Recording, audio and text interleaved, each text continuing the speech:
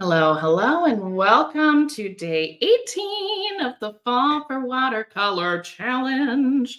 We are going to be painting some more today, and we are going to be playing around with allowing our paints to bleed and not bleed.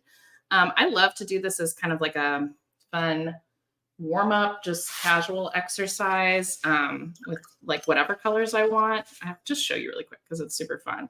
But basically, you just kind of do a line, like whatever you want. I like to go honestly across like the whole page, but just for now. And then I'll take another color and then maybe I'll connect them, but maybe not.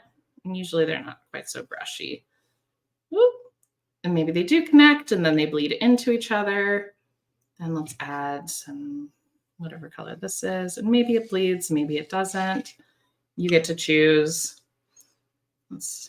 I don't know, throw a blue in there. Why not? So it's just a fun way to kind of see how your paints mix and play together as you paint. So that's kind of what we're going to be doing with our s'more.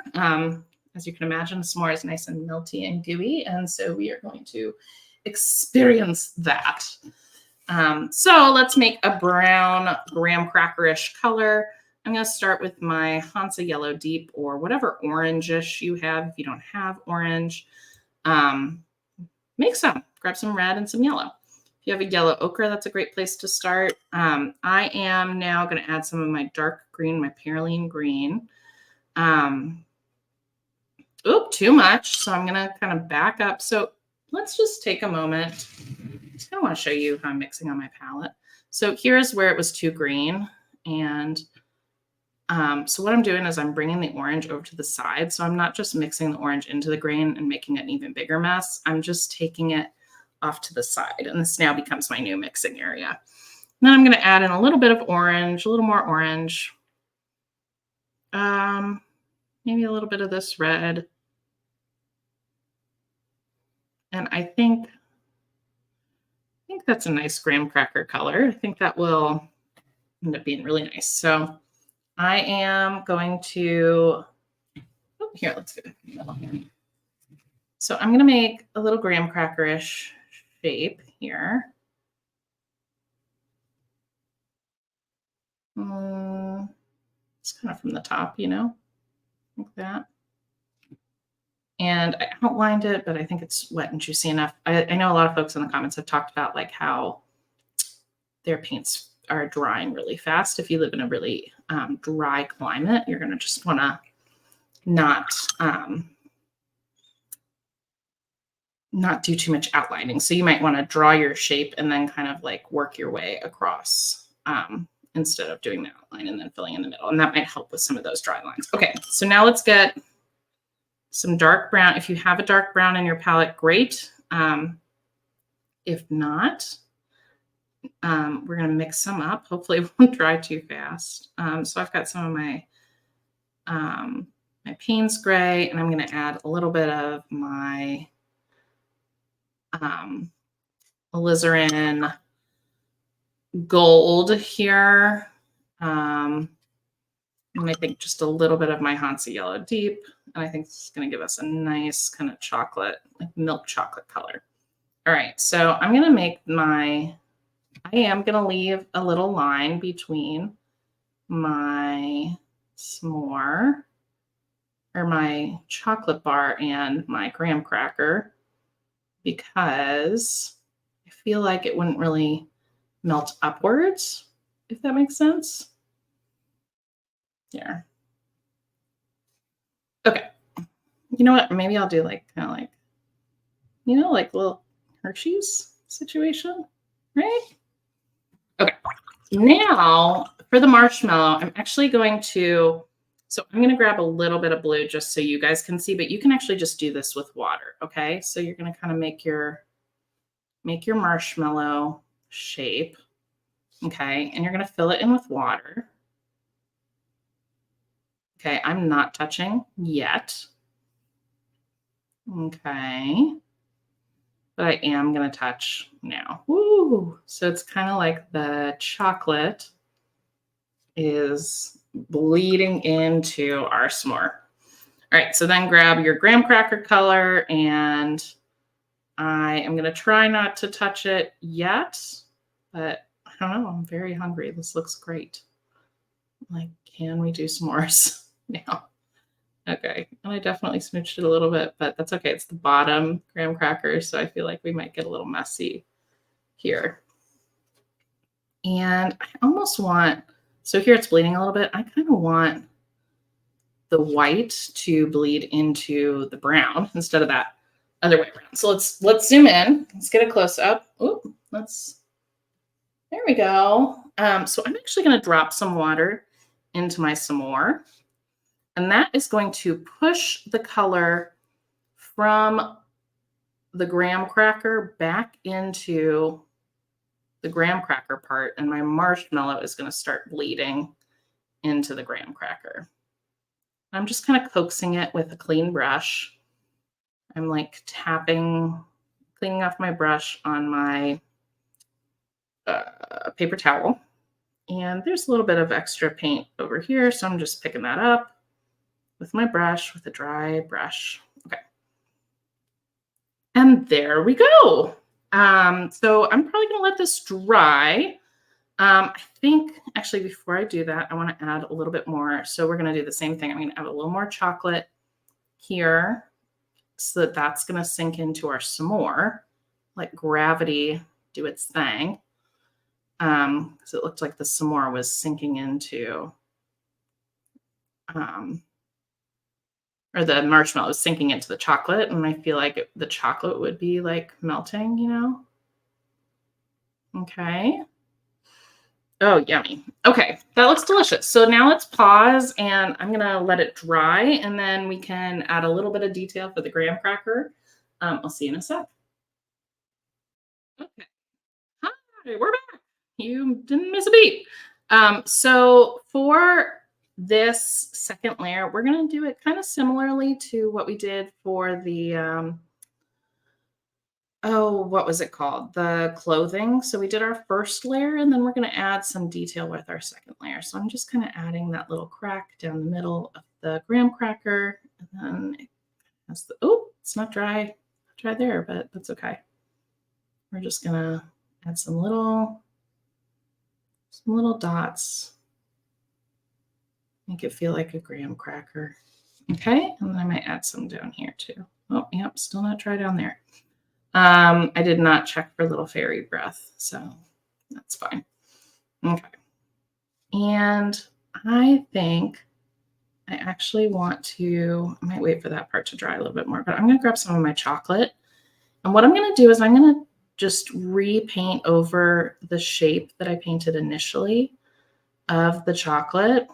And the reason why I'm doing this is because I love how you can see the chocolate bleeding into the marshmallow, but I also still want some of the chocolate to have a delineated edge. Okay. So by putting a second layer, we're still seeing that bleed underneath and getting that beautiful blending and stuff, but we're also giving some definition to the chocolate. So that's what I'm actually going to do down at the bottom. We're going to pretend that it's dry. And I'm just going to add a second layer of the graham cracker here to give a little definition from our s'more, from our marshmallow. Oh my gosh, words are hard. Yeah, I don't know. I feel like this just needs something. So while that's drying, I'm just gonna, I don't know. Should we do like a gingham background? Really feeling the gingham. Let's do it. Okay. We're just gonna do vertical lines. I'm using my alizarin gold. I like to turn my page so I can get a good straight line. And I, instead of moving like my hand, I kind of, or my fingers, I kind of move my brush hand almost like it's like on a track. So I'll slide it against the desk. So with gingham, you want to leave kind of like similar amount of space between lines, like the thickness of the line matches the thickness of the non-line part. Okay, we're going to try really hard not to paint over. If you have a flat brush, this would be a great time to use it. So a flat brush, let's grab one. Why not? Let's do it. No. Okay. No, that's too thin. Hold on. I'm going to pause it. Fine. Okay. It was hiding behind its brush friends. Sorry, I'm like scooching onto my chair. Okay. So the nice thing about a flat brush is, so it has a flat tip. So if you're making kind of consistent sized lines like this one, it makes it a lot easier than trying to do that with a round brush. Okay. Nice. Yeah, it's a lot easier. Okay, so we'll just keep going. Oh, I like this. I was not planning on this adventure, but I just felt like it needed something else. So y'all said when I asked in my stories that you were down for a tangent. So here we are, tangenting away. And I feel like if you know me, I'm actively always trying to resist my former perfectionist ways. And I've been really trying to keep this challenge like quick and dirty, and like really leaning into, I don't know, like letting it be. If it's looking wonky or weird, like that's okay. Part of the Fall for Watercolor journey is to like show up as you are and just, be present in the moment. And, it's been really freeing to kind of unclench and like take a breather, try out some new things, be like, you know what? Just really feeling this gingham. I really like this color too. This alizarin gold from Da Vinci Paints. So fun. Oops. Oh no, we're good. That I spilled, but it's already there. All right, let's get that. And so we'll let this dry as we add some more detail to our graham cracker. And then once this is dry, then we can add the other side of the gingham, the horizontal side. That will be very cute. I'm kind of wondering if I wish that I had like done this a little bit lighter, but that's okay. All right. Cool. So we're going to let that dry. Let's grab our other brush. And I'm going to grab, oh, that brown totally got absorbed by whatever I was painting. That's okay. We can always make some more. So my graham cracker color. It's still wet. Okay, let's get the hair dryer because we're ready to paint. I'm going to put you on pause so you don't have to listen. We are back for our graham cracker. Okay. So let's do our little line right here, and then we'll just do some little dots. Oops. That's not a graham cracker. So here, this is what you can do if you mess up. You can just take a little paper towel, and then I like to kind of roll it up and just use it to blot. And that will help lighten it, if not totally remove it. So I think we're kind of past the point of removing, but I kind of like that. I'm just going to lighten this part too. Make it even Stevens. Okay, so let's work on the rest of our gingham. So I'm grabbing my flat brush again, and I really like to make sure that I've got like a nice juicy paint puddle here from which to draw. That's just going to help you drag a nice smooth line across your page. Oh yeah, baby. Okay, let's do a little bit more. Okay, we love it. This is like such a ferocious color. Okay.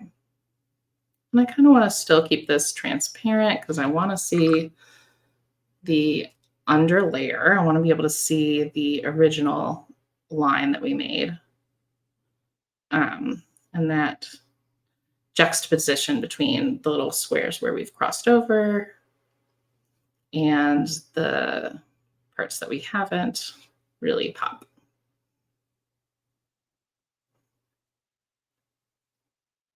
I was watching some gal make like, she painted a picnic table with this pattern, but she had to do it with acrylic. And so, or whatever, I don't know, like whatever kind of paint she was using. So she just used like a lot of painter's tape and masking it off. And then she did a darker color for the middle boxes.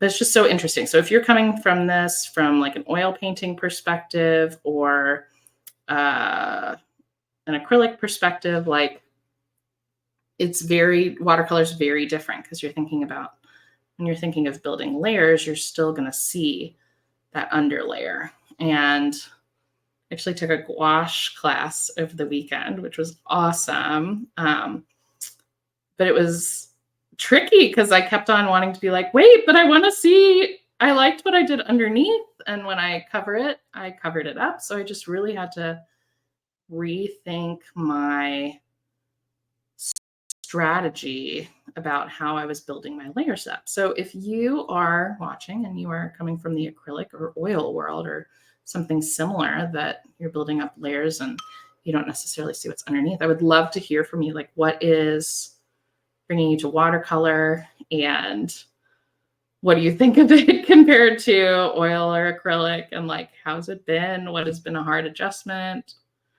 What parts do you like better? What parts are you like, ooh, I missed this part? I would love to know. So I'm just going to do a quick little, oh God. Did not prepare my hand. Okay, that's great. I love it. Looks like we're having a little picnic. It's just floating in the gingham space and I'm here for it. So anyway, happy gingham, happy fall for watercolor. I hope you are having a wonderful day and we're going to be painting a campfire tomorrow. So stay tuned. Have